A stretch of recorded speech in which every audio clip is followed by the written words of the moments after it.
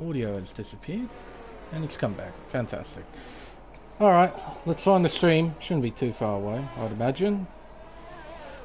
There's Tier 1 running as it should be.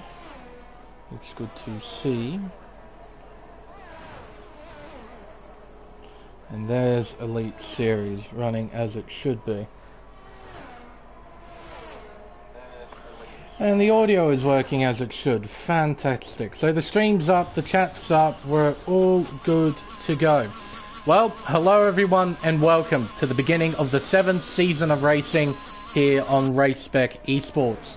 The new games, new cars and new regulations are finally set and the drivers, well, they're ready to race. This is the PlayStation Elite Series, a no assist tier run on Sunday nights, featuring some of the best drivers that Race Spec has to offer. And round 1 of this championship will take place here at Circuit de Spa-Francorchamps, the home of the Belgian Grand Prix. What lays in front of the drivers tonight is a 7-kilometre, 19-turn circuit that is widely considered to be one of the greatest in the history of motorsport. Spa is a track to be feared and a track to be respected. If a driver falls short on showing that respect, the track bites, and bites hard.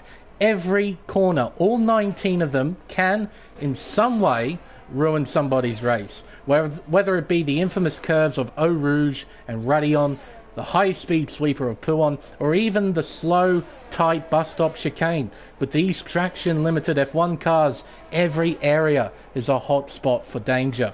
The circuit also consists of 2 DRS zones that lead into the Turn 1 hairpin of La Source and head down the Camel Straight into Turn 5 and 6, the chicane of Les Combes, where we'll be seeing peak speeds of around 340 kilometers an hour.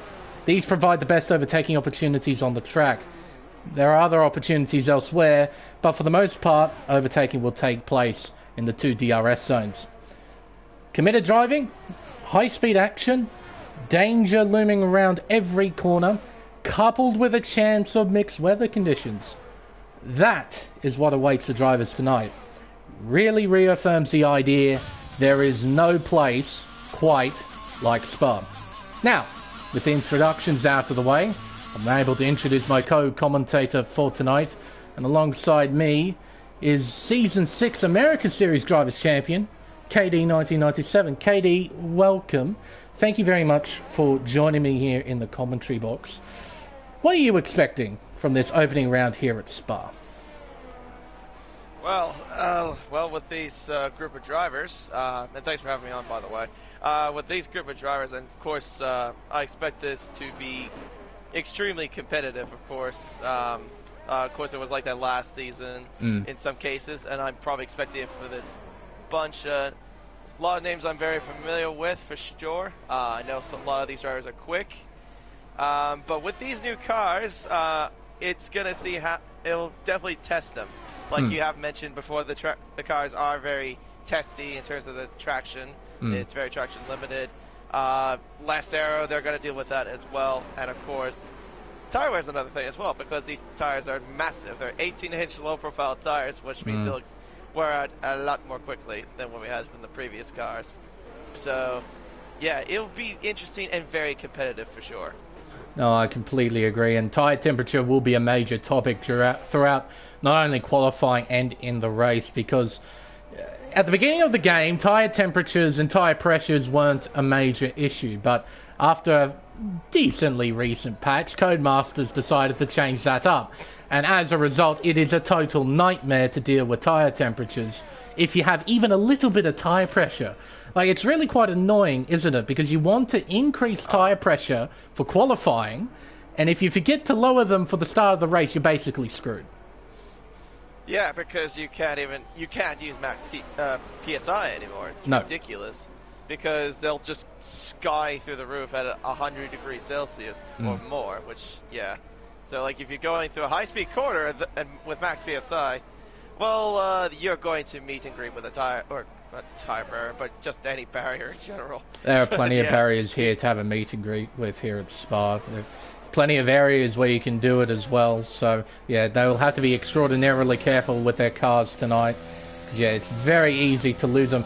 And remember, these guys are using no assist. As I mentioned in the introduction, they're not using traction control, they're not using ABS, they're not using anything from the game except for racing line, because that always seems to be the tipping point for most drivers. As soon as racing line gets turned off, everybody gets a bit antsy about it. But that's okay.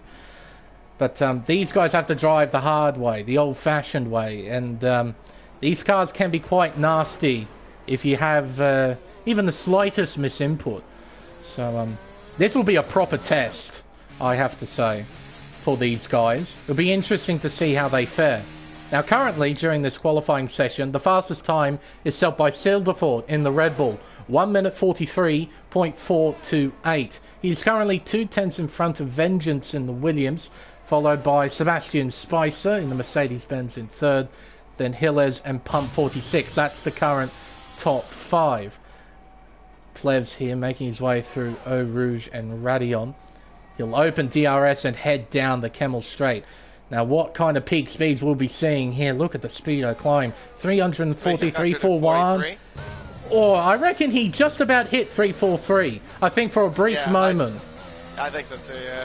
It's definitely 343 for me. Insane top speed heading down the Kemmel Straight, has to be said. Very wide line entering into turn 8 as well. Used every bit of curb on the entry there. Around No Name, turn 9, using plenty of curb on the outside without invalidating as well. It's very easy to run wide and ruin your lap through Pouon. This has been a nasty corner in previous games. And guess what? It hasn't changed in F122. It's still incredibly nasty. You touch that inside curb, you die. It's basically how it works. Through 12 and 13, heading towards Stavelot, turn 14. This will finish the middle sector. Now he has the final sector to deal with through turn 16. This can be a nasty corner as well. That outside curb has caught me out at least twice from my own memory. You can dip the wheel on the outside curb occasionally, but every so often the game plays a little trick on you, and you lose the back end, and you put it into the wall, and it sucks. Not gonna lie. Through the bus stop chicane, the final 2 corners on the racetrack, he'll open DRS and cross the line to set a 43.7. He is currently, what is that? Just under 3/10 of pole position. Yeah, and also another thing to add on to, I've had a little GP practice beforehand around this racetrack, and I've had a moment where I've gone understeer wide at that corner at Stavelot. And it's very easy to beach the car on the curbs, too, at times. Yeah, if you're not careful. It's actually very easy to beach the car at, well, certain areas. But for whatever reason, around that particular area, if you're not careful, not paying attention, you can beach. Speaking of not paying attention, it seems that Andre has lost it. That is coming out of turn 8, and he's put it into the wall just before No Name, so he wasn't careful with his throttle tracing, and he's destroyed his front wing. Fortunately, though, he's still in this qualifying section. There's his teammate. That was Gilles using all of the... He's on an outlap. He almost binned himself on an outlap. Gee whiz, Gilles. Calm down, bud. He was pushing 110% through No Name. That's the second car I've actually seen bin it around that certain area. Marcus Costa did a spin while you were doing the intro, but it was just a few corners before that.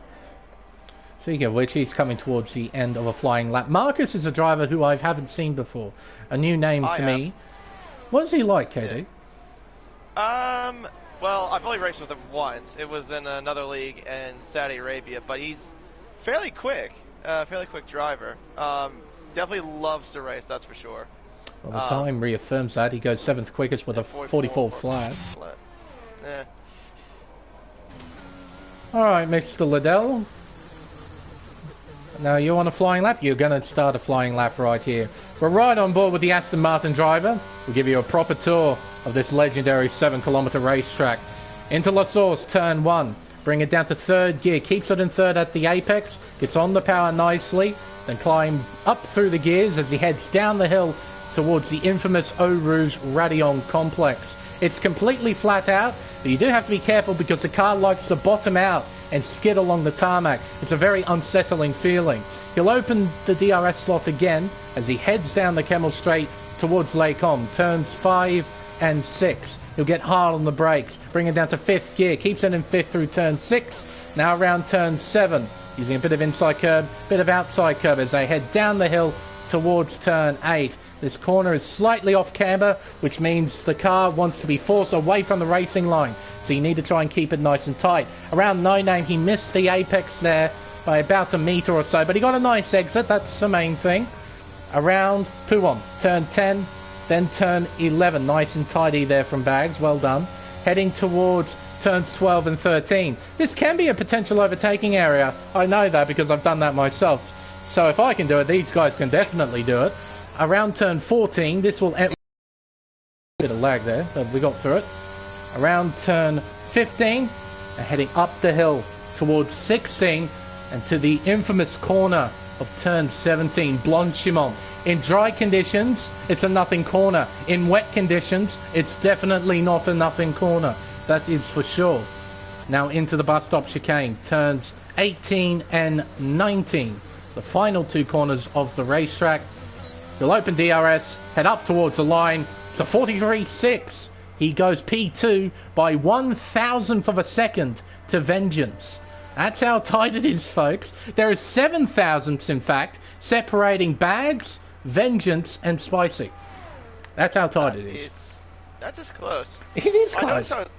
I noticed his top speed while I was watching him go down the Campbell Straight. He was about maybe 4 kilometers an hour slower than Plebs. He reached like 3:39 compared to Plebs who did like 3:43. Yeah. Right. So he's evidently carrying a bit more wing. He's trying to get more speed from the middle sector. Oh, as Vengeance finds speed. 43.243. He's just taken pole position by just under 2/10 from Silderfort, who was still in the pit lane. Spicy getting ready to set a flying lap. It seems he's invalidated his first flying lap. He's going to have another go. Currently P4 with a 1 minute 43.650. He's got Plebs and Pump just behind, so the 2 McLarens currently occupying the 3rd row. Then Ferrari Pro, our defending Drivers' Champion from Elite Series. Then Nick in P8, followed by Marcus Costa and Hilles. That is currently the top 10. The whole top 10 separated by just under 9/10, which is really cool to see, considering this is a 7-kilometer racetrack. It's a long lap, Spa. It's a very, very long lap. Through the Lacombe chicane goes Spicy. Around turn 7, heading down the hill towards turn 8. He'll get on the anchors, bring it down to 4th gear. Does it go down to 3rd? No, he just uses 4th, uses the torque of the engine on the exit, short shifts it up to 6th gear as he goes through No Name, then heads down the hill towards Puon. He'll bring it down to 6th gear. No, he will use 8th gear, run wide though, but doesn't invalidate. You can tell from the mini-map in the bottom right of screen, if he invalidates his lap, that mini-map will go red. So this lap is still legal, according to that. And still using higher gears. Interesting. This is a U technique, KD. It is a bit of a me technique, yes. You used to do this famously in the in any racing series. You would tend to use about a gear higher than everybody else. You might see something different with me, with me going to wheel, because I don't tend to be using higher gears than I normally did in the last game. As Spicy decides to bail out of the lap and go back into the pits. We've got a few yellow flags about. Silderfort's on the grass. He was just doing some lawn mowing. Well, he's just... Oh! Well, goodbye, boards! Was he? Just took it 100. Was that Ferrari on a flying lap? No, it couldn't have been. Neither Ferrari is on a flying lap. They're both on out laps. I reckon that's the only reason why he tried to get out of the... Oh, as Hillis jumped up to the top. Oh, good morning, Hillis. Well, howdy doody. Not much. It's 5 thousandths between the top 2 right now. I'm getting scared, KD. It's really close at the moment. Dear. Yeah, no. My goodness. Yeah, fantastic. No, I was saying... But no, I was saying that he took out the 100 and then the 50 board going through pool, and still the 4 did. So have fun with that, since you have no racing line to deal with. Well, I don't know of anyone in here who doesn't use racing line. Not at the top of my head, anyway. But yeah, to anyone who isn't using racing line, then, well, good luck heading into Puon. You basically have to rely on the curve on the outside as a reference, as any sort of reference, because, yeah, There's no more 100 board, and then there's no more 50 board. Through a Rouge, and Radion goes out defending champion Ferrari Pro. He'll open DRS and head down the Kemmel Straight. Nick is just in front. He's down by 11 thousandths to the first sector. So not too bad in the first sector for Nick. See if he can find any time in the middle. Ferrari Pro, similar situation. He's down, but only by 8 thousandths of a second. So both drivers, both Ferrari Pro and Nick, are matching their first sectors. They're heading down the hill, goes Nick towards Puon. Yeah, you have to use that outside curb as a reference, as a rough reference. You see Nick running wide. Doesn't invalidate, but he probably lost time with him running wide. Ferrari Pro making his way through Puon. Come out of turn 11 and head towards the S section of turns 12 and 13. Nick is heading around Stavilo. This will complete the middle sector. The clock says he's up by a tenth and a half, so he has found time. Ferrari Pro, what does the clock say for him? It says he's up by a massive 3/10 of a second. But in order for him to challenge for pole, he needs to find another 5/10? 5/10 maybe? Yeah. Or 5.5. Yeah. As Nick makes his way through the bus stop chicane to complete this flying lap, which might just be his last flying lap. Hillez retires. Nick crosses the line, jumps up to P8. Ferrari Pro comes out of the bus stop chicane. He'll head towards the finish line. He'll set a 43.5, goes P4, goes to the second row. Marcus Costa on a flying lap. He's making his way towards the middle sector split. What does the clock say for the Williams driver? It says he's up by a whopping 7/10. My goodness, he's found time. With that sort of time, he could challenge for pole, but he needs to get this final sector right. There isn't much to it, this final sector, but it is easy to get it wrong, especially into this braking zone, into the bus stop chicane. You can so easily overshoot it into here, but he gets the car pulled up nicely, keeps it in third gear out of the final corner, uses plenty of curb on the outside. Costa will cross the line. It's P1. Oh, he said the same time! Exactly! He said the same time! Are you kidding me? 1 minute 43.238. Oh my goodness me! He matched it. Wow, wait.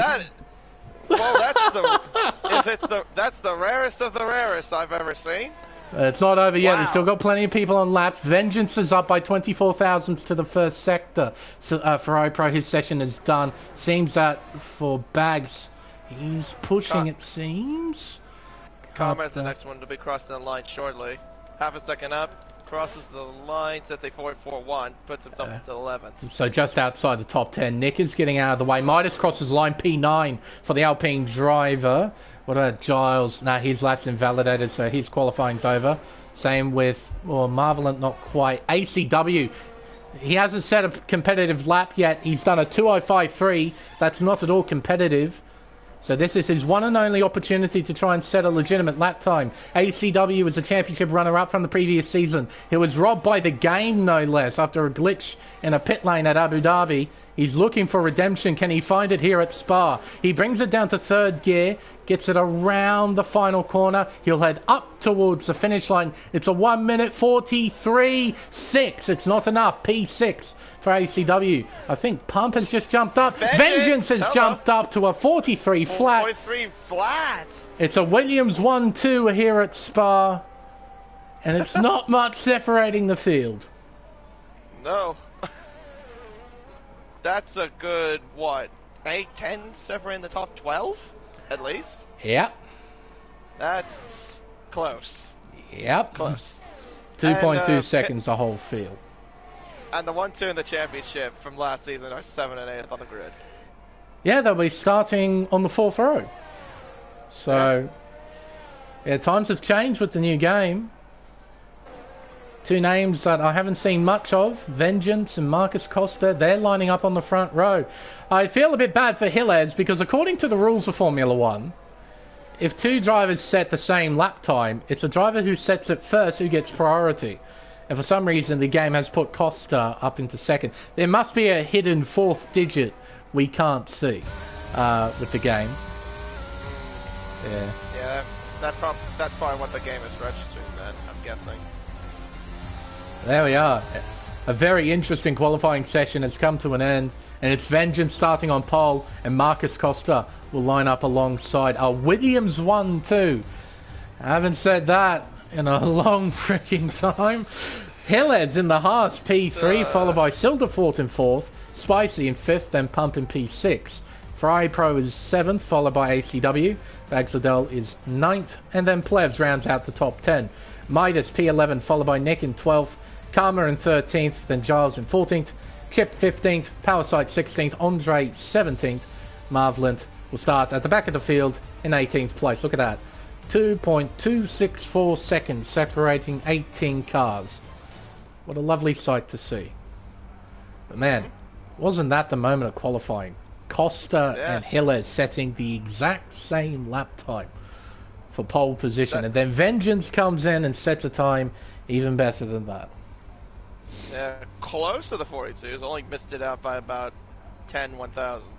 Yep. But still, But still. That's something. Isn't it? I told you Marcus is quick, though. I wasn't wrong about that. You certainly weren't. I've got to keep a mental note of that. Marcus is quick driver. There's the timer finally. Took forever, but there it is. I thought he was Australian, isn't he? Well, according to that, he's French. Yeah, I know he's Australian because I remember he had an Australian flag the last time I raced him. I don't know, but whatever. Now it is race time. Qualifying, that was fun. And now we get to see whatever drama awaits us in the race. And I imagine we're going to see a fair bit of drama too. This is Spa. Spa and drama just sort of go hand in hand, really. Oh, 100%. Clear skies from the way it looks. No clouds from what I can see. Yeah, no, so we shouldn't have any wet weather interference, which I'm sure the drivers will be quite thankful for, because this track can be quite nasty in wet weather conditions. Like I mentioned earlier, Blanchimont is a sort of nothing corner in the dry, but in the wet, it turns into one of the nastiest corners in Spa. It's a bit like turn 10 at Paul Ricard. Completely fine in the dry, turn 10, the senior curve. But in the wet, oh boy, it is frightening to go through. You're just tiptoeing. And with these cars, tiptoeing is quite a scary thing. So, let's see who's doing what in terms of strategy, shall we? The drivers set to choice. Correctamundo. That's one of the new rules with the new generation of cars. Everyone gets a free choice of tyre. So let's see who's on what. Oh, everyone's on mediums pretty much. Well then. See, this is one of the issues I have with these new regs. Diversity is just gone. It's just gone. Okay, everyone usually starts on the same tyre. Everyone, except for 2 drivers, is starting on the mediums. The other 2 drivers who aren't is Midas and Karma. That is it. They're starting on hards. Now, what do you think, KD, their strategies are for those medium runners? Are they going to try and do medium hard, or are they trying to stretch the mediums out to a soft stint? Could go either way, but as far as I've known of this track, well, from what I've been testing so far, tire wear is something around here with these new cars. So you could see mostly the strategies go medium hard, unless they want to be ballsy and go for medium soft, which could work. It could work, but I think you'll lose a bit of track position if you do something like that. However, though, just to add on, we know that with these cars too, that when you pit for hard tires, they are they're a pain to get up to temperature. No truer words have been said, KD. They are wretched. Stone cold hard tires are the worst things to drive on ever. Just, they have literally no grip, none whatsoever. And imagine just on cold tires going through Eau Rouge and Rayon. Just, it's not a nice feeling, because you know full well that the car can just snap on you in an instant and you're dead. You're dead in the wall. That's what cold hard tires can do around here. They're not nice. And for me also that I've been a beginner on wheel for about a month. It is not a fun feeling when you're dealing with that on wheel. Oh, I will imagine. say that. It's scary at times. Yeah, you can just imagine the feedback just disappearing on you, just like that, and you're just basically in the hands of the gods. You can see the drivers lining up into their positions. That's another new feature. Everyone lines up into their own slot, and if you get it wrong like ACW just did, you get reset, and that might be an issue. The same thing.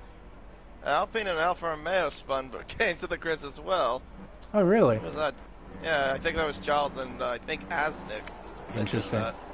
Rightio, everyone's lined up, ready to race. I don't have a good camera angle for this stuff, but whatever. We got 5 red lights, or 10 rather, and we are underway here at Spa. It's a jump start for Pump. And here we go down towards the source for the first time. It's a hard defense from Hillers into turn 1. Oh, contact! And there goes Silderfort. He spins in the middle of the field and drops all the way down to 13th place. He and Ferrari Pro made contact, and Ferrari Pro has a 5-second time penalty. Now the field heads towards Eau Rouge and Radion for the first time in race conditions. Up the hill, over the crest, onto the Camel Straight they go. They get through relatively unscathed, but got a huge midfield train heading towards Lacon for the first time. People want to get moves done. They want to move up the order. Here we go into the chicane. Oh, a Red Bull braking very late. I think that was Silderfort again, running a bit wide there at turn 5. My goodness, look at Ferrari Pro all over the back of Spicy as they head around turn 8. Almost contact between the two cars, but they get through unscathed. But it's a Williams 1-2. It's Costa leading the way. Vengeance is second. Hillers has hung on to 4th. At 3rd rather, and Spicy, he's the one in 4th place, with Ferrari Pro behind in 5th with a 5-second time penalty for a severe collision with Silderfort. My goodness, what a start. Yep, and Silderfort has become the biggest loser out of this, losing 8 spots because of that contact. Look at that. Yeah, but Costa though had a flyer of a start though from 2nd on the grid. Not to mention he wasn't really on the the cleaner side of the racetrack. It's a pity that the game wouldn't allow me to get the ideal camera angle for that. It just gave me race angles. That's really quite... You pointed that to me ages ago, and yeah, it is really quite annoying that the game does that. But anyway, see Ferrari Pro here trying to put pressure on Spicy. For some reason, his interval isn't working for me. It should be working now, should it? Not quite. He's currently minutes and 50 seconds in front of the car behind. And then ACW is literally a minute and 50 seconds behind the car in front. Oh, great game. Hopefully that will fix itself at some point. Love it. And there's no DRS available just yet, so if you want to pass, you've got to do it the old-fashioned way. But I imagine a lot of these guys won't be looking to make overtakes right now. They'll be waiting until DRS is enabled to try and make moves. The leaders head around turn 8. What's happened? Karma, though. Just Karma having the back end to step out of him a little bit there through the call. He's actually lost a fair bit of time to Plebs, I notice. He's outside of that 1 second range, and he's sort of creating his own train behind. So he'll need to try and keep his head down, try and close that gap up, because if you don't have DRS, you're kind of screwed. So through 12 and 13 come the leaders as they head down towards turn 14. Costa keeping calm, Vengeance keeping up with his teammate, Hillers and Spicy following behind. Ferrari Pro is still applying pressure to Spicy. He hasn't been able to try and get by the Mercedes driver. ACW hovering behind. He has Bags Liddell behind him in 7th, then Nick in 8th. Plevs 9th, then Karma. He's back within a second of Plevs. Oh, he's now just crept outside of it again. There goes Ferrari Pro to the inside. The outside line, now the inside line. It's now a drag race towards La Source. Who's got the longer legs? It's a Ferrari. Ferrari Pro into 4th place, and now the interval is working accordingly as DRS is now enabled, and Ferrari Pro is going to be a sitting duck down the Camel Straight. He won't have DRS, but Spicy most certainly will. Oh, something's happened to Karma.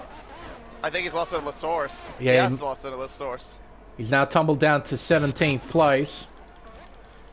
Spicy Closing in on Ferrari Pro. Does he look to the inside here at Lake Holm? The answer is no. He stays behind the Ferrari, holding his 5th position. Meanwhile, Silderfort and Giles are battling for position. Giles in front in 10th place. Silderfort hunting behind in 11th. Then there's a 3-car train behind them with Midas, Chip and Powersight. Around turn 8, heading towards turn 9. There's really not much you can do in this middle sector except just follow the car in front of you. There's really no genuine overtaking opportunities. Silderfort's had an accident. Oh Yeah, dear, oh dear. Yeah, that turn at No Name, actually a little bit after No Name. Interesting. He probably He's got the front wing too. Probably lost traction for a fair bit after turn 9. He almost lost it again. He's got a completely damaged front wing. He'll have to pit and get that fixed. There's a midfield battle. This is for 10th place on track though. Giles is starting to pull away. He's building a gap to this man, Midas in P11. Plebs is still right on the back of Nick in 9th place. Oh, big lock up there from Nick. That might open the door for Plebs. He's looking around the outside. He tried. Now I can't make this move. Probably processing his fastest left though, with a 47.3. Seems like Chip dropped down a few positions. I was thinking he might have went into the pits because he lost 2 or 3 positions at the bus stop chicanes. No, he actually made a mistake. So he's lost 2 or 3 positions. He's now down to 14th. DRS open down the Camel Straight. Vengeance will be closing in, but not by enough to challenge his teammate. Hilles is losing ground to the 2 in front. He still has DRS, but he's 1.2 seconds back. Ferrari Pro is starting to close the gap. Hilles made a couple of errors there. He made an error, I think, at the bus stop, and then he made just that error there just now at the Wacom chicane, just going too deep. That cost him a bit of time. And that's now allowed Ferrari Pro to be within his DRS window. Absolutely. And Hilles, he's done a great job. He's back within a second, there or thereabouts. He needs to remain committed, though, throughout this middle sector. Try and not lose too much time to the 2 in front. Ferrari Pro looks quick. Giles, a 3-second time penalty for multiple warnings. He's actually got a pretty decent sized gap between himself and Plebs. It'd be difficult to close that gap up here at Spa. Considering how tight qualifying is, race pace is going to be similar. So if you lose ground to those in front of you, realistically speaking, you're not going to get it back. Unless there's a safety car at some point. Or someone makes a mistake. But, yeah, Ferrari Pro, yeah, now he's all the back. And he's very low on battery, though. And he'll loses the back end there. I was going to say Hilles has got low battery, though, because I'm looking at right on his car, and he's got a flashing red light on the back of his. Yeah, he's got 10% battery left compared to Ferrari Pro, who's got 22. That's another thing with these cars. It's very, very difficult to recharge your batteries.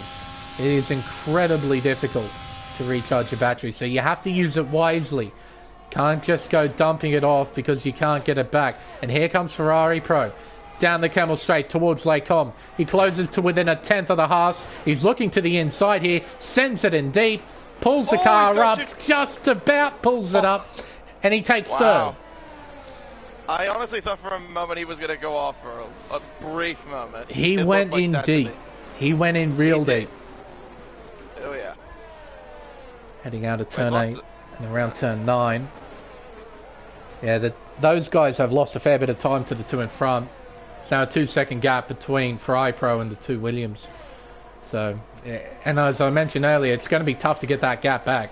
It's going to be real tough.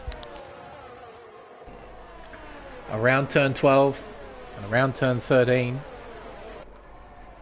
Can't do much here. Just follow the car in front of you. Try not lose too much time.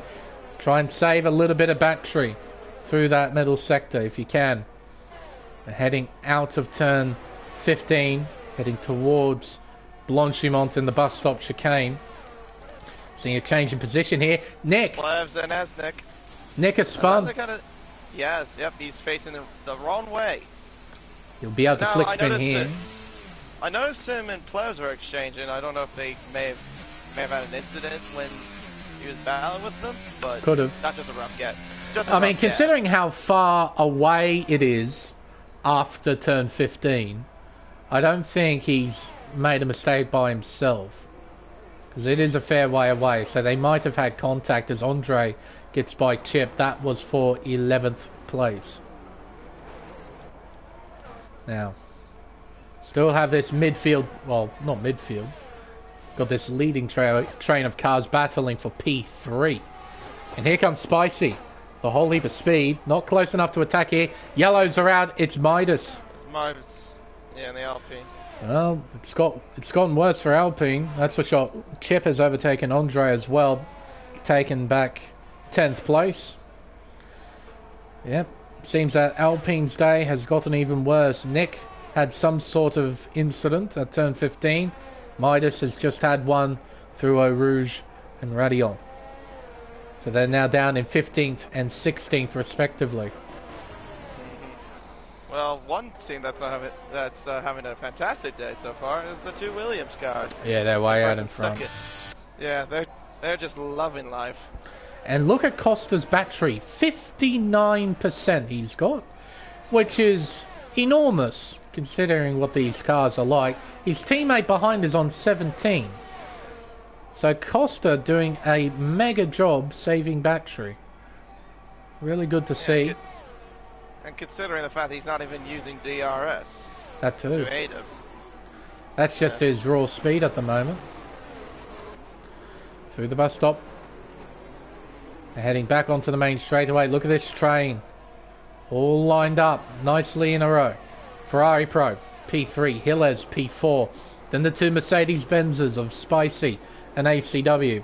Bags Liddell, P7. And at the back of the train is Plevs in P8. Then it's 8 seconds back to Giles. That's a big gap right there. And Giles has got company with Chip just behind. Nick goes into the pit lane as well. There's Andre in P11. Then Power Sight. Bit of a gap back to Marvlin's in 13th. Then Karma, Midas, Pump, Nick. He'll be getting a front wing change probably. No, just new set of tires. Fair enough. That's another thing though about these cars. I mean, I've actually would agree is that they actually are easier to follow, considering with the new changes and regulations. Like, I would probably say like in the previous races I've done, you don't really feel much of the dirty air. It actually feels not too bad. Easier to follow. It just feels okay. It's not perfect. It's trickier. I will admit, but in terms of how the car handles, but. No, in terms of following, no, it's not too bad. Well, it's proving to be the case because the drivers behind aren't losing stack loads of time following the cars in front.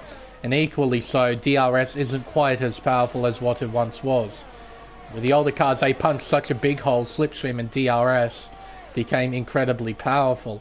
With these cars, it doesn't seem to be as evident, at least with equal performance turned on anyway. Against AI in this game, it's a bit of a different story, but the equal performance, yeah, it's very balanced between everyone. What do we call it? Equal performance over the AI in terms of how they are? Like, yeah, no, it's definitely not.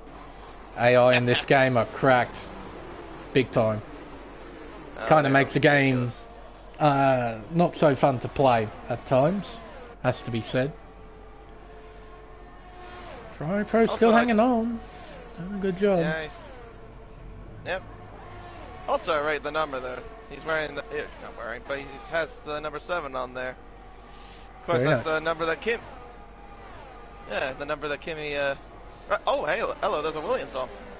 Ben just went off the road there for a brief moment there. Yeah, he just cut the entire chicane.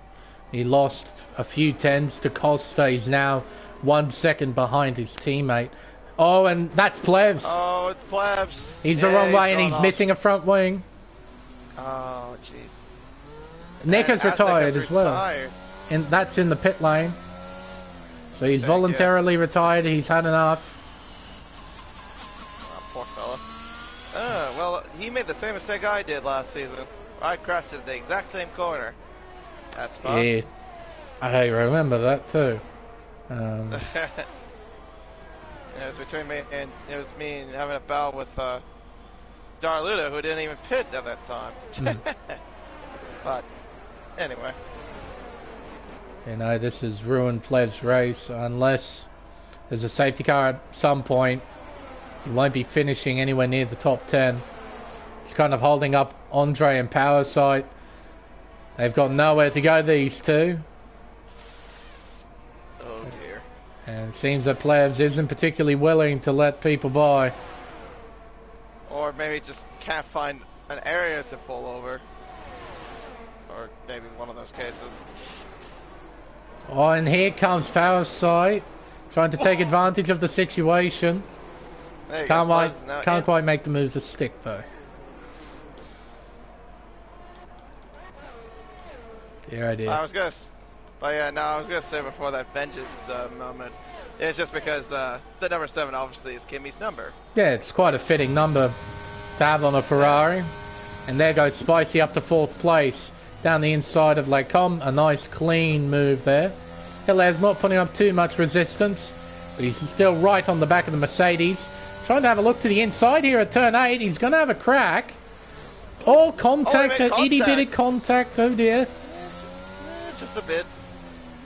And Hilaire gets back in front. Oh, that might have been a warning there. He went a little too wide there. No. But no, I was gonna say though too. He's doing a pretty good, decent job with ERS management at 50-odd%. Yeah. Well, now it's less than that, but yeah, he's doing a pretty decent job.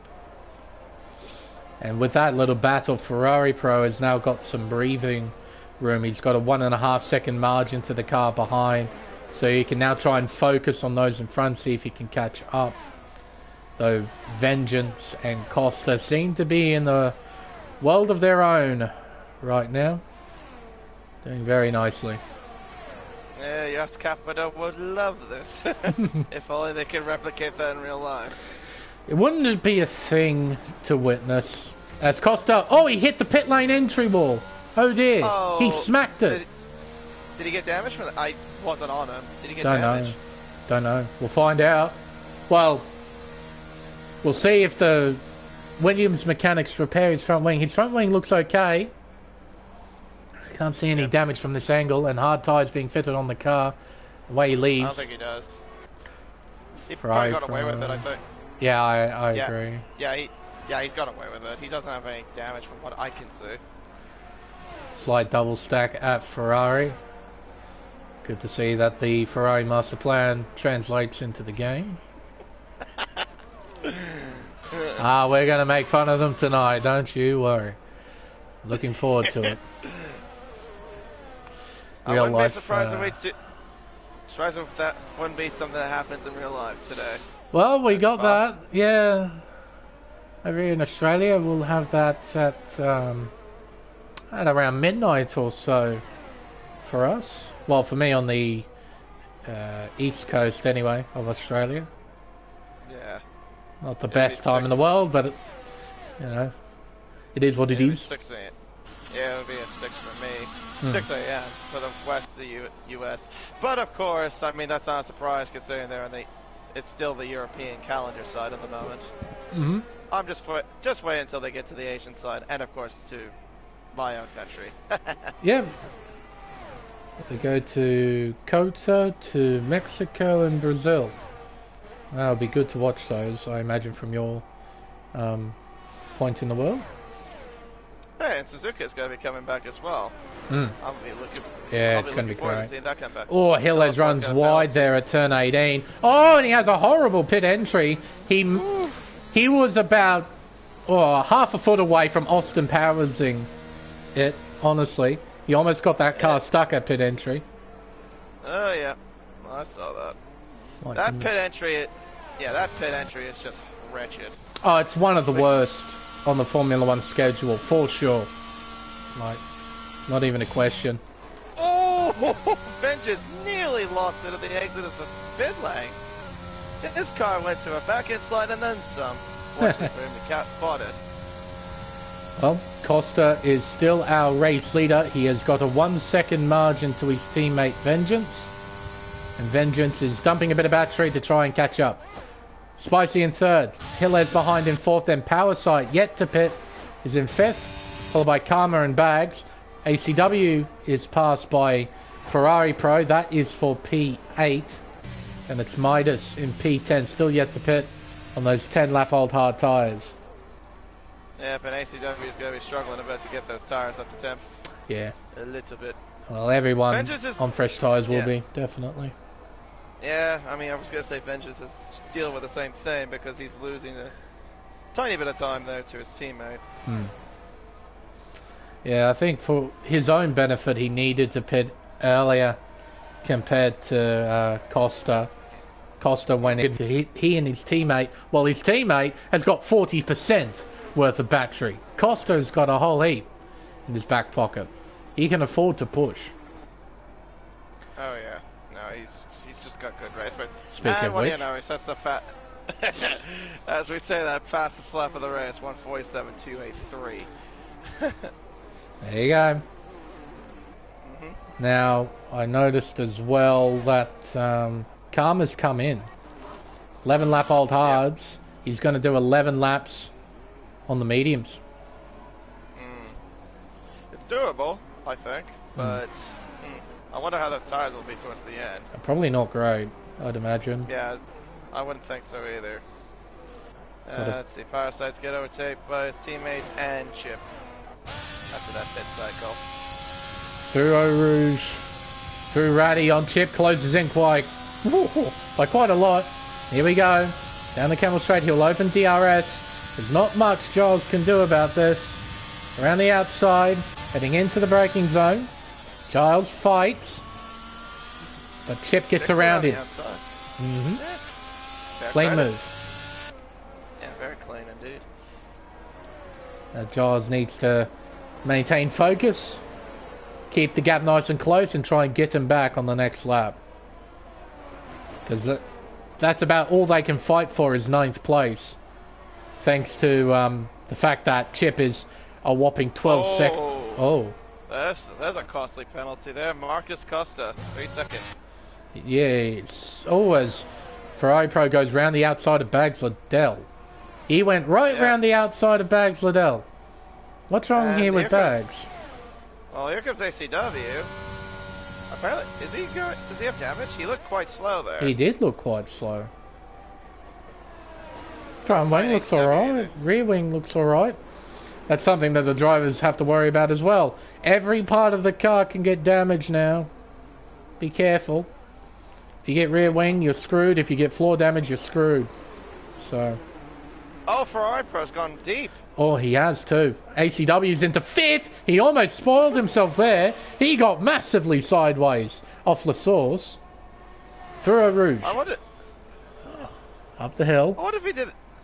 Did he do this tactically though? Because he's going to get DRS, obviously, and he'll freeze fast. Maybe. So he should be able to. At ACW, he can send it here if he wants to, but he doesn't. Well, Stays whatever behind. he did, whatever he did, he retook the position. Yep, he's back into 5th.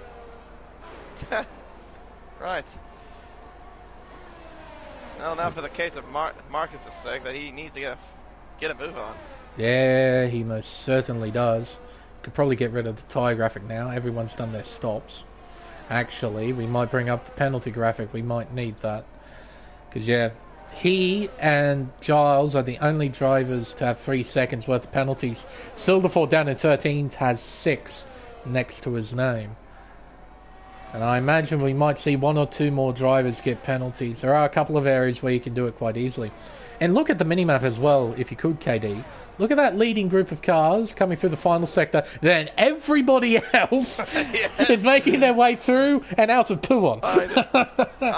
Oh yeah, no, I've been noticing. Then the gap between 7th and 8th is 14.3 seconds. Yeah, it's huge. It's huge. Yeah. Meanwhile, Costa is just driving away. My goodness. Building a margin, nice and steady. Yep. Yeah, it's that huge. I had to clear my throat for that.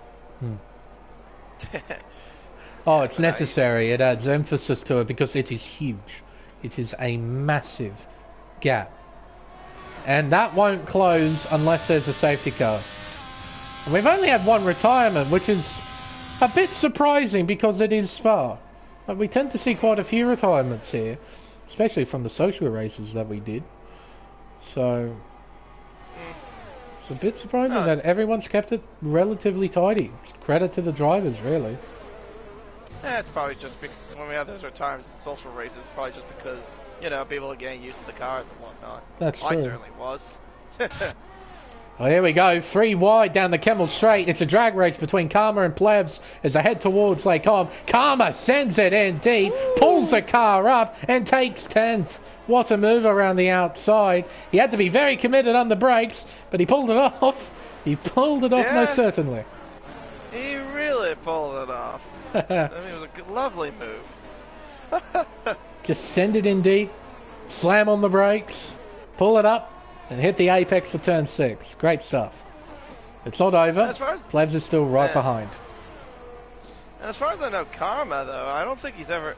this is his first time ever doing this sort of, like, race with no assist on. Fair credit to him for doing something like that. I believe you're right, if I recall correctly. Definitely remember him doing Tuesdays. Definitely remember that. See, this is the problem with doing a bajillion races. It's difficult to get tabs on everything. Yeah. Well, Marcus has set another fastest lap. Yeah. With a 47.2. And he still has tons of battery. Yep. 3.3 seconds to his teammate as well. Pulling away. It's a pretty decent gap. Spicy looking pretty comfortable in 3rd. Hillez looking pretty comfortable in 4th. Ferrari Pro in 5th. He's still being challenged by ACW and Bag, so the battle for 5th place isn't over just yet. They head down the Kemmel Straight towards Lake Com. ACW not quite in a position to attack here. Needs to now the rest of the lap to try and get a run on the Kemmel. Try and pass into Lake Com. Giles is going to be under a bit of pressure here. Here comes Karma down the inside, heading towards turn 5. Not much Giles can do about that. Oh, but Karma again sends it in deep, but again pulls it up really nicely. And he takes 9th. Now Plebs wants to get by. It's turn 8. Not close enough here to attack just yet. See their Plebs hitting the apex pretty nicely. Giles just a little bit wide. Just a teeny weeny bit wide. Gets through No Name pretty well though. Pulls away from Plebs just a little. They head down towards Puon. Plebs can't do much here. Oh! There goes Giles! He's lost it! And he's put it into the wall. Geez. Oh no. Oh, yeah, he hit the curve there on the inside of Puon. And yeah, the car just went just like that. He's done a Giovinazzi. Yeah, literally. And I reckon that might be... the outside curve? It was the outside curve, yeah. Yeah. And I reckon that might be race over for Giles. Like, he's still in it, but I reckon that rear wing got damaged. And you can't come back from that. Even if there's a safety car. That's really unfortunate. Just clip that inside curb. Put it into the wall. Yeah, oh, 3 wide at the exit of the Buster. What the? Plebs, Silderfort, power side. What's happening here? And here comes Silderfort. Round the outside. Oh, it's tight on the entry. Side by side. Oh, it's 3 seconds again. Another penalty. Oh, we've got to build that back up all over again. Yep. So Towards penalties is his best friend. Up the hill. Over the crest of Radion. Heading down the Kemmel Straight. Midas is using his battery. He's got plenty of it. And he's got plenty of straight line speed. Around the outside he's looking here. Into Lake Com. And he's going to get it done here. Oh, Silderfall almost loses it. I reckon he lost it on the inside curve. But he gathered it up incredibly well. Oh, but Pump hasn't done that. Not the McLaren, though. Well, yeah, Pump's gone. But fortunately for him, he hasn't lost his front wing like Plebs. As a silver lining to that, he hasn't lost his front wing. That's a silver lining. Yeah, well, but the McLarens do like that wall, apparently. Seems like it. One that's done it. There must be a McLaren magnet hidden somewhere within the tire barrier. I'm in the McLaren this season. I don't want to be in that barrier, please. Well, I'll keep a mental note of that, seeing as you pointed that out. Yeah, well, me and Mighty Wombat are, to be fair, and we were 1-2 in the championship last season.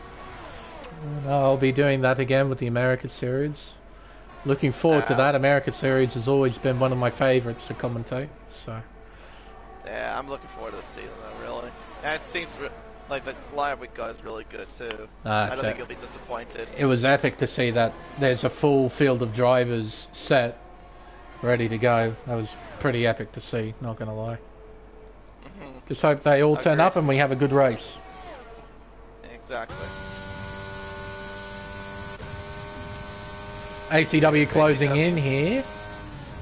He gained so much speed heading into turn 5. Yeah. He did. He gained quite a bit of straight line speed. But he lost a lot of time though through the, well, not a lot, but lost a little bit through that column. Like, he looked through there quite slowly.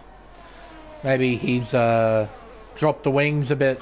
Try and get that more straight line speed. Down the inside goes Silverford on power side. Midas wants to have a go of this battle too in 13th as they come out to turn 7. Down the hill towards 8. Will power side send it? The answer is no. He stays in behind, waiting patiently for his moment to strike. Around turn 9. No name. Head down the hill towards Puon again.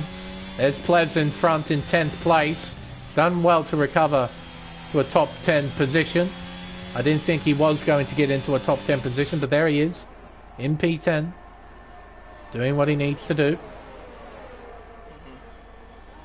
Oh, hey, at least he's scoring points no matter. Whoa, Silverford's gone. Goodbye. Uh-oh. Yes. Yeah, that corner there, too, is another area where you can lose it easily with these guys. For whatever reason, the back end just loves to step out around that area. Yeah, it really does. You do have to be very careful. Geyser spun. That's at the exit of turn 12, entering 13. No wing damage from what I could see. Just brief yellow flags. Still only one retirement. Yeah, quite amazing. Marcus, though, hasn't really pulled away. I know he's still got battery, but wasn't he at 3 seconds at one point last time I checked? Yeah, he definitely was. He was upwards of 3 seconds because you made mention of it that he built a 3 second margin when he had 3 seconds next to his name.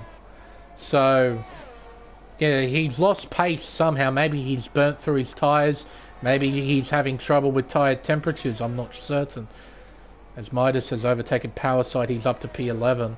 There's his teammate Vengeance just behind in shot. 2.2 seconds separating the two Williams.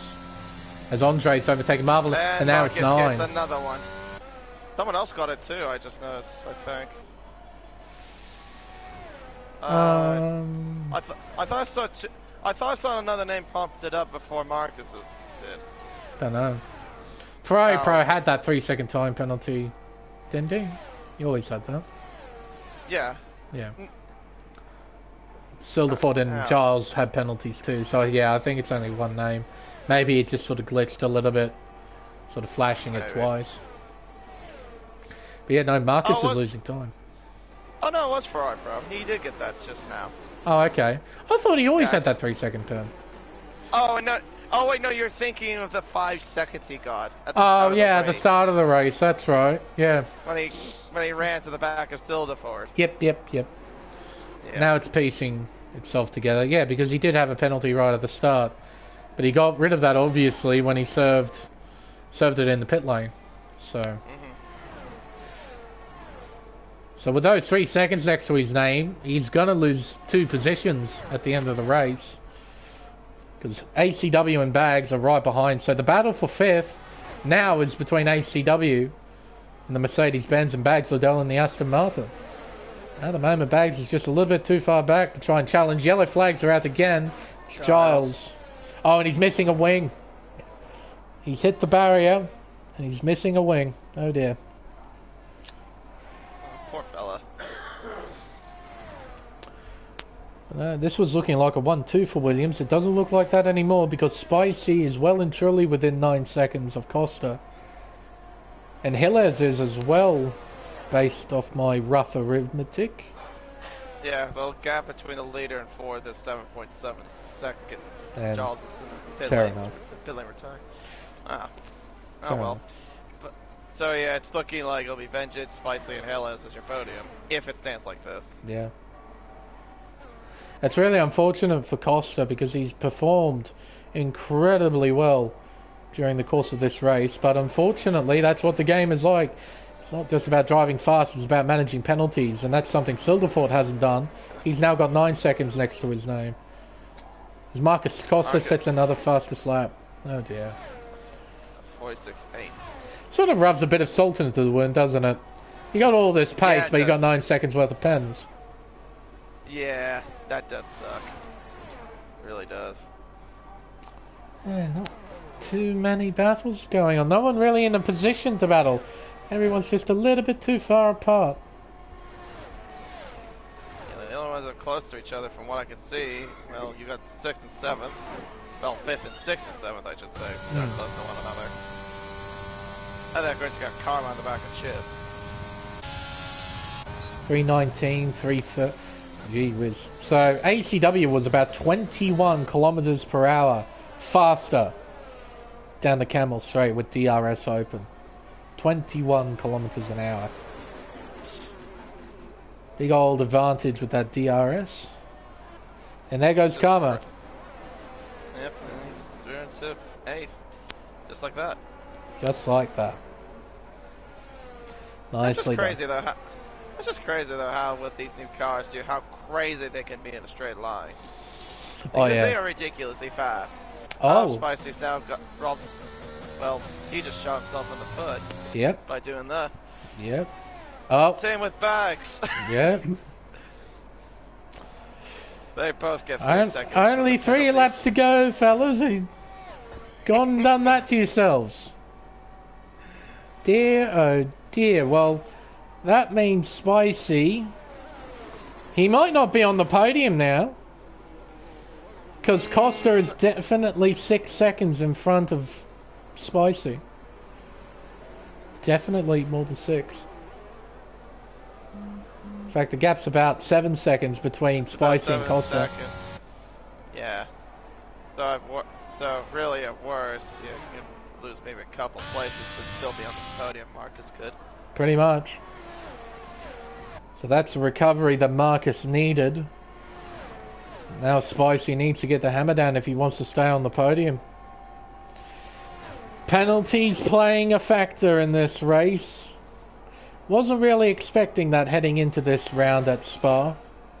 But here we are. This is the situation at hand.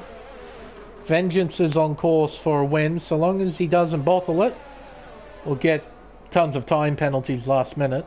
As Pump sets a new fastest lap with a 46.8. He's currently down in 16th. He's actually outside of the points. The top 15 score points here in Race Spec. But I do believe Pump will still get that extra point. I believe everyone in the lobby is able to score fastest lap. I'm reasonably sure. Silderford has overtaken Andre. That was for 13th place. And ACW's just not really in a position to attack. And I don't think he really wants to. He just wants to get to the checkered flag. Well, fair enough to him. He did say to me that he didn't really have much practice into this game when he got it. So, yeah, it's fair enough, but fair credit to what he's doing. Still hanging around in 6th place.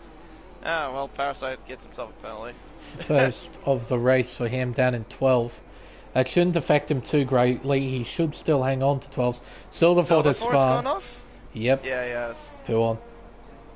Rejoins down in 15. Oh, gee whiz. Hello there, Pump. Well, Pump was on it. He managed to get around Silderford. Oh, and Silderford, well, he gets around himself and spins out. And he'll get going again eventually. It's one more time round. The car to finish. Pretty much. Marcus heading down the hill towards turn 8. It could have been the debut of all debuts for Costa, but those time penalties have really hurt him. But he should hang on to a podium finish. Meanwhile, oh, he has too. Yeah, he's crushed at Stavalo. Meanwhile, there is a battle on for 8. Here comes Chip around the outside of Karma. Karma's got no battery left, so he can't fight back into Lake Om. Chip is up into 8th, and Plebs is just behind in 10th, ready to battle. Down the hill towards turn 8. Karma's using battery. Will he send it here? The answer is no. But he is right on the back of the Ferrari. Heading out of turn 8, heading towards turn 9. Might be quite an interesting battle between these three. See what happens towards the end of the race. Meanwhile though, Costa has only got 2 more corners to negotiate. As Plebs gets a 3-second time penalty, he can't challenge 9th or 8th place. Costa comes out to the final corner for the final time. He'll cross the line in first place, but he will not take victory. Instead, that will go to Vengeance. He will take the first win of the season here in the Elite Series, and it'll be Gilles finishing 3rd on the podium. Oh, 3rd? Oh. It's a Williams 1-2. I thought Gilles was in a position where he could do it. I thought so too. Unless he got a penalty, we just didn't see it. I don't think he did. Reasonably certain he did. I don't think he did either. Yeah. Well, there you go. It is a Williams 1-2. Vengeance from Marcus Costa. Then Gilles, that's the top 3. Then the 2 Mercedes-Benzes and Ferrari Pro. Bags, Chip wins the battle for 8th place. Carmen 9th, Plevs 10th. Then it's Midas, Powersight, Andre. Then Marvelin and Pump will cross the line in 15th, our final point scorer.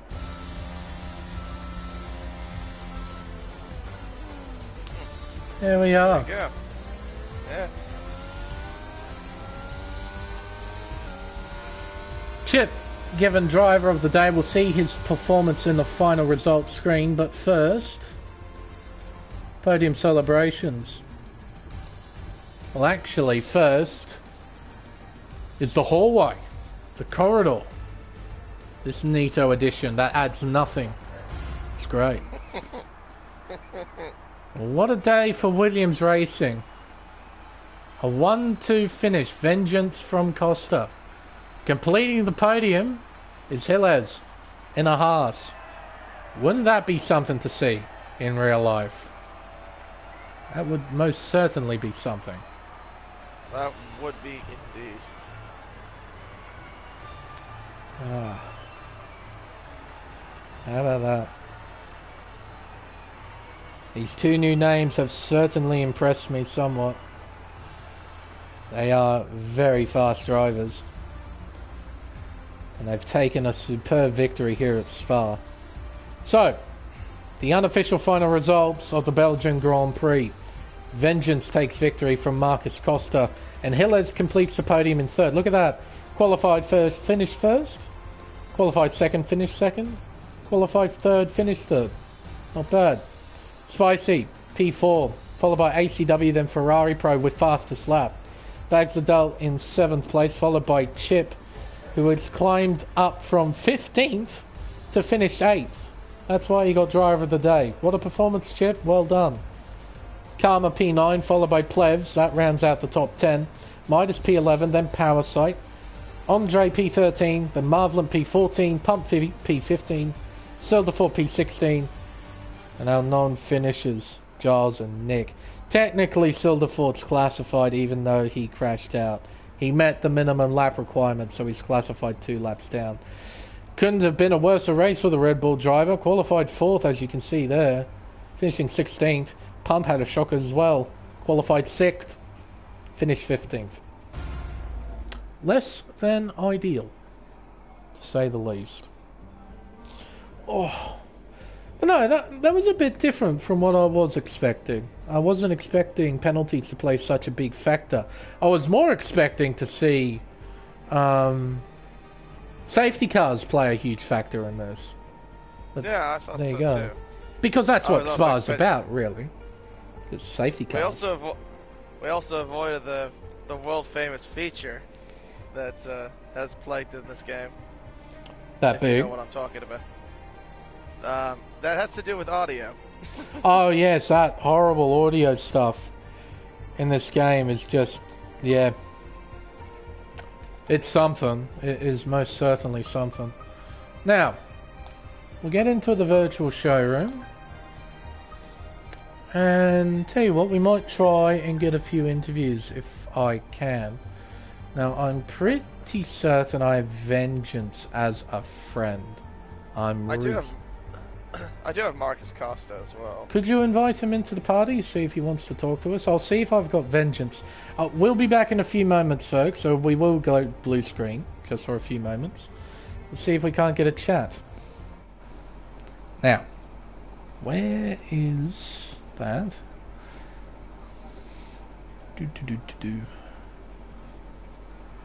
Come on, friends list. Load up for me. Oh no, please, take your time, friends list. I really do appreciate it. Who'd you get? I'll see if I've got Vengeance. I'm not terribly sure if I do or not.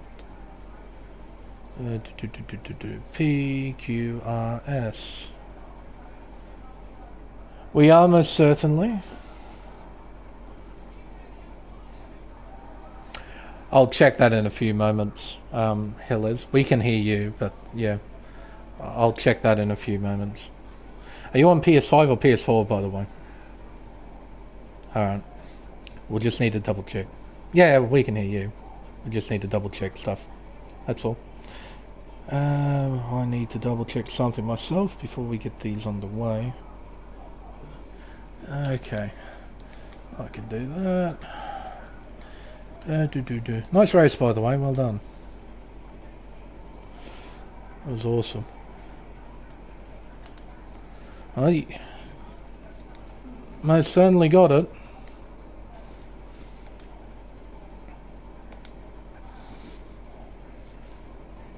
Hello, Marcus, as well.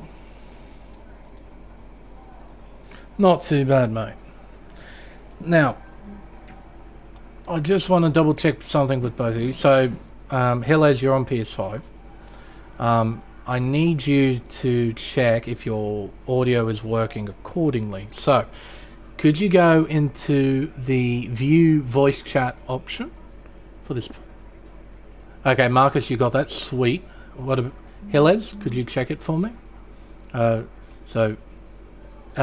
you view voice chat? There should be 3 dots somewhere within that view voice chat option. Hit setting.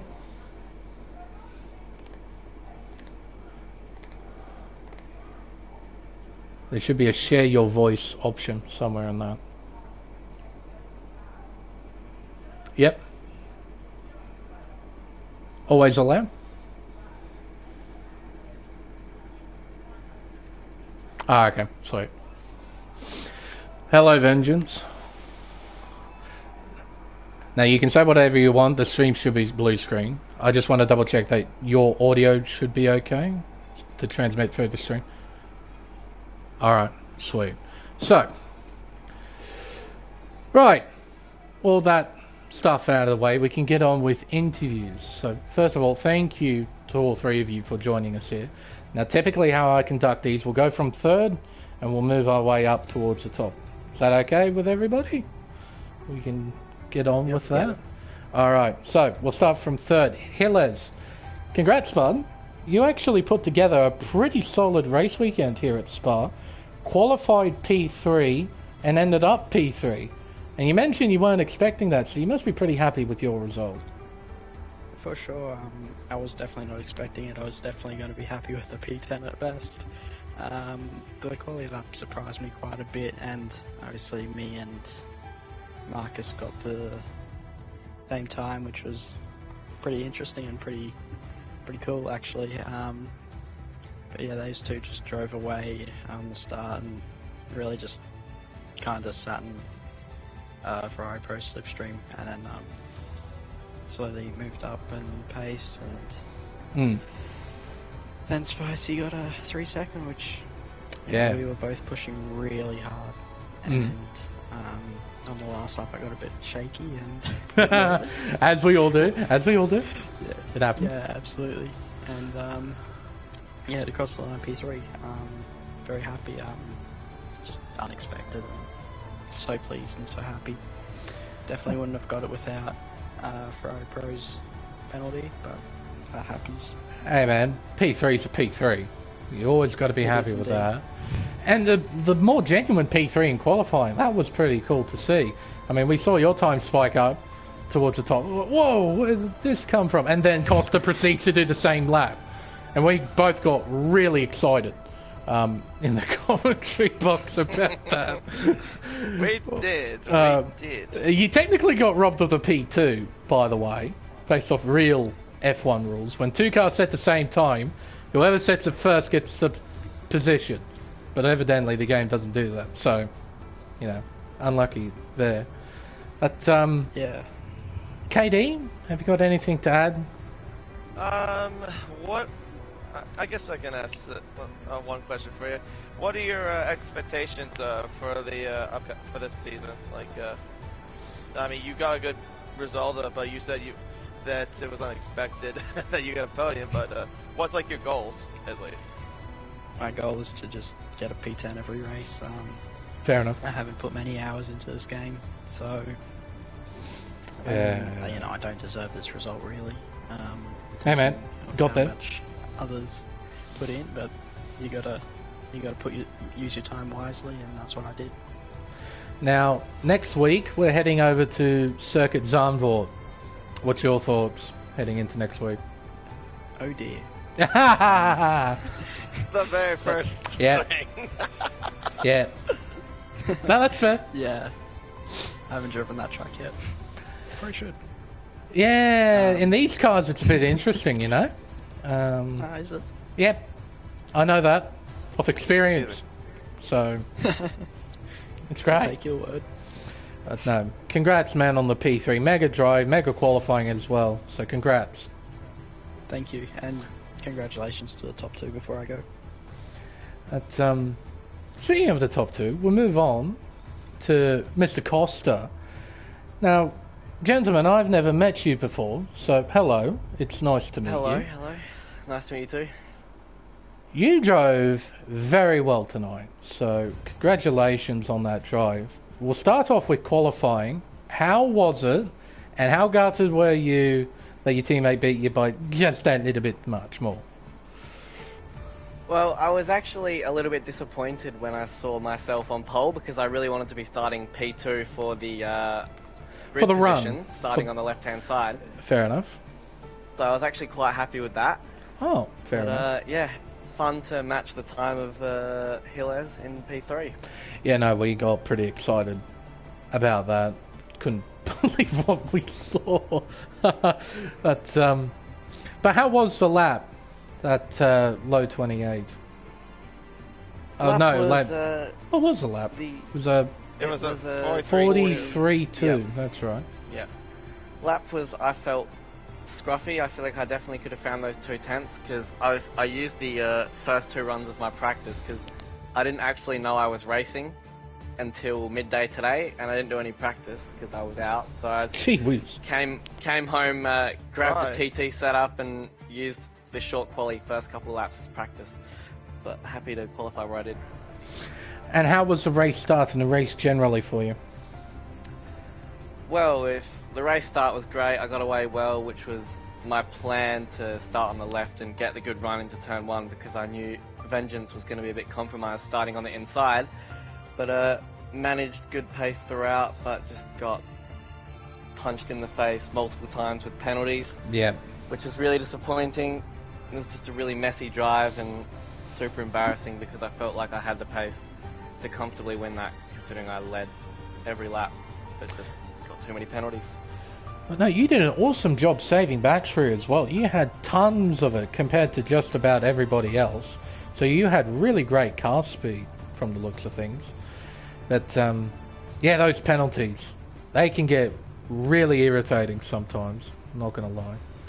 Just, it's one of those things you just can't avoid with the game. You run a little bit wide and you get a warning, and you do it so often you get time penalties. It just sort of happens. But, at the end, though, you must be pretty pleased with the P2 result. And a 1-2 for Williams as well. Yeah, I'm happy with the 1-2. Congrats to Vengeance because it's a great drive from him to keep it clean and not even get one penalty, and he can just pick up from my misfortunes. But yeah, it was really inconsistent with the track limits because sometimes I ran really wide, didn't even get a warning, Yeah. and did it multiple times, and was taking the same lines, but just inconsistent. That's the game, unfortunately. Now, KD, have you got anything to ask? Well, unlike Lane, I am familiar with you, Marcus. I know because I raced against you in Jeddah a few weeks ago in another league. But I remember how quick you were. But you seemed like you were on a whole different level compared to the last time I raced you. What changed? Well, I've only moved over to wheel over the last couple months or so, so I feel like I'm still getting better and better over shorter amounts of time, so it's just getting the muscle memory and learning and just developing. Okay, so you're new to the wheel as well, like I am, but you've been around just a tiny bit longer. Because I've been on wheel for about a month. But what do you have? Just out of curiosity. A Fanatec Esports rim with the CSL DD. Ooh. Oh, you lucky bastard. Oh, I've got a Thrustmaster T300 RS, but it's the open wheel I've got. Oh yeah, that's still a nice wheel. Yeah, it's a fantastic wheel, I will say that. Now, final question for you, Marcus. Next week we're heading over to Circuit Zandvoort. What's your thoughts heading into next week for the Dutch Grand Prix? I haven't driven it too much on this game, but speaking from F1 2021, it was relatively strong track, and I do enjoy it, and I tend to drive much better at the tracks I do enjoy, as opposed to the ones I don't, so I hopefully should be prepared for this one also, and looking forward to it. Well, best of luck for next week, and congratulations on your P2 finish. Well done. Cheers, mate, appreciate it. We'll move on to our race winner, teammate of Marcus, Vengeance. Congratulations, bud. Pole position to victory lane. You must be pretty happy with that. Yeah, I am. Yeah, really happy. Coming into this race, I wasn't feeling very confident. Belgium isn't a particularly good track of mine. So I wasn't feeling the best, but managed to hook it up in quali. That last sector though was really poor. Had a very bad last sector, bowled to 42, but that's the way it goes. In the race though, Marcus he was just on another level. Like I couldn't match his pace. I was trying.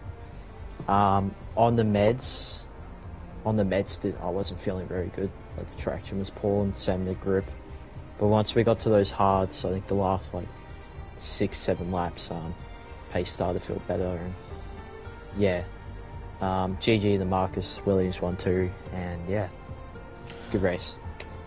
You can't be too down on yourself though, because you kept it completely tidy all the way through. Did you get any warnings out of curiosity? No, surprisingly not. Got 0. There you go.